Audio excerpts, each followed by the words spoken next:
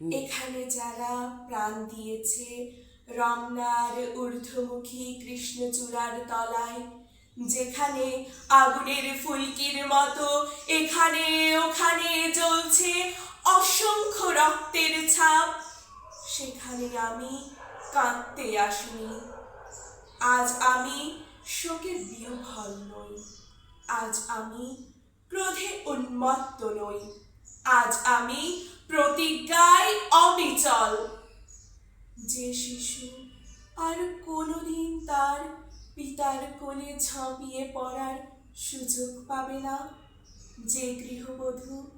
আর কোনোদিন তার স্বামীর প্রতীক্ষায় আঁচলে প্রদীপ ঢেকে দুয়ারে দাঁড়িয়ে থাকবে না, যে জননী খোকা এসেছে বলে উদ্দাম আনন্দে সন্তানকে আর বুকে জড়িয়ে ধরতে পারবে না, যে তরুণ মাটির কোলে লুটিয়ে পড়ার আগে বারবার একটি প্রিয়তমার ছবি চোখে আনতে চেষ্টা করেছিল, সেই অসংখ্য ভাই বোনদের নামে আমার হাজার বছরের ঐতিহ্যে লালিত, যে ভাষায়